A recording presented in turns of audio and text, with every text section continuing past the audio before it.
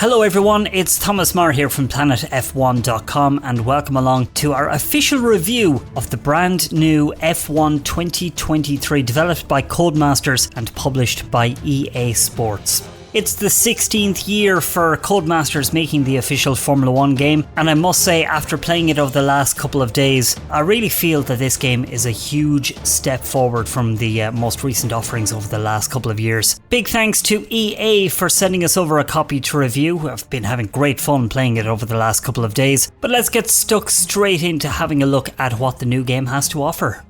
F1 2023 sees the return of Breaking Point, which of course follows the career of Aiden Jackson, and everyone's favourite driver Devin Butler, he makes a return as well. For Breaking Point in this game, there's the arrival of a new team into Formula 1 called Connor Sport Racing. I did a couple of chapters of it over the weekend. It's a little bit overly dramatic and cinematic for my taste. It's just a series of cutscenes spliced together, and what I found most annoying about it was the fact that the context of what you were doing on track didn't really translate into what was being talked about in the cutscenes. But you know, horses for courses. I'm more interested in the more bread and butter Grand Prix, career modes, time trials, and of course online multiplayer as well.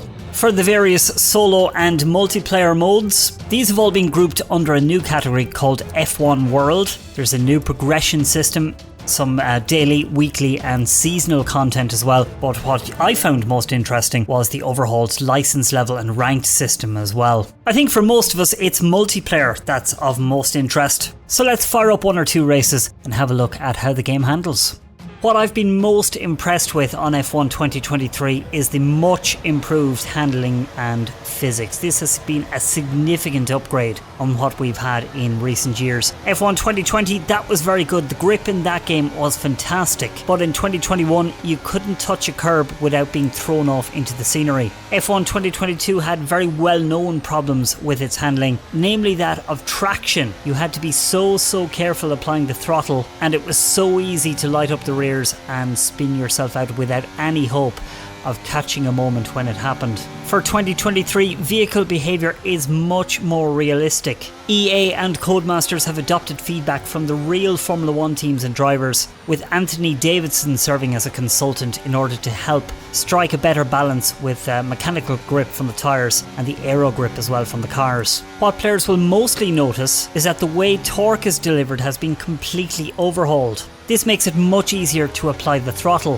While you can't go stamping on it with wild abandon, it is much easier to be much more aggressive with how hard you press the accelerator pedal. What I've also been particularly impressed by has been the ease with which you can catch a moment. When the car starts to step out, you can turn into it and catch it far more easily than you could in F1 2022. Now, while EA say the reworked handling and physics changes will be really noticeable for those using force feedback steering wheels, players on pads will also notice some pretty big improvements. This is thanks to the debut of Precision Drive controller technology. They say it allows for a more direct feel for greater accuracy with each steering input.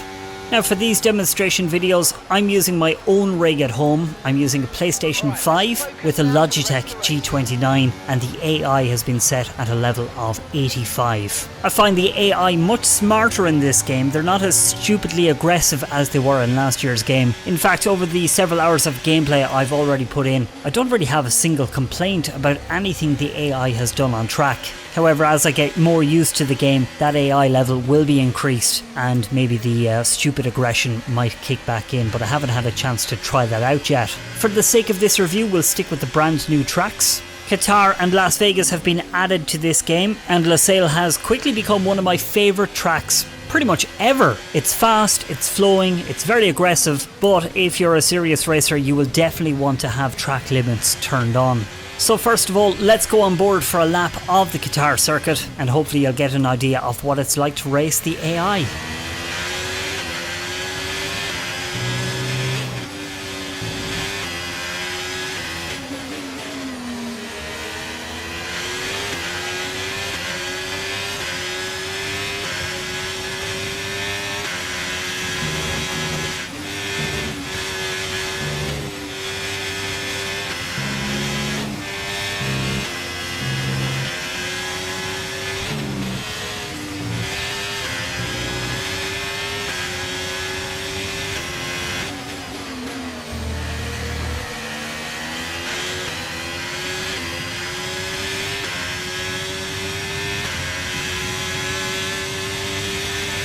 Next up, let's head along to the Las Vegas circuit. Now this track took me quite a while to figure out. It's deceptively difficult. It's quite a basic track, not particularly interesting I must say, and there's an absolutely monstrous straight that reminds me of the Vietnam track that never got to actually hold a race. Another thing I've noticed in this game is the slipstream effect is much stronger than I've gotten used to in the past, meaning I've barreled into the back of cars on occasion, so make sure you adjust your braking points as a result of that increased slipstream. Driving in the rain is also much improved, much more enjoyable than it was in last year's game, mostly for the same reason. It is considerably easier to put down the throttle. Now, of course, it hasn't all been perfect. Playing in multiplayer has resulted in some chaotic lobbies, mostly due to encountering lag, but we'll give them the benefit of the doubt, given that the game hasn't gone on general release just yet. Overall then, where does F1 2023 rank? While it's to be expected that there will be some teething problems, I'm very optimistic that this is going to be one of the best offerings of a Formula 1 game we've had in many years. After so many complaints about F1 2022, it appears EA and Codemasters have listened to that feedback and have responded. As much as I love racing, F1 2022 did occasionally feel like a bit of an ordeal. After about 10 hours of gameplay over the last couple of days on 23, I can honestly say I'm having the most fun I've had racing since F1 2020. The future looks bright then. I'm going to give this game an 8 out of 10. F1 23 will release across PlayStation 4 and 5, Xbox Series X, Series S and Xbox One, and PC via the EA app, Epic Games Store and Steam on June 16th. Be sure to like and follow the official Instagram, Twitter, TikTok and YouTube channels.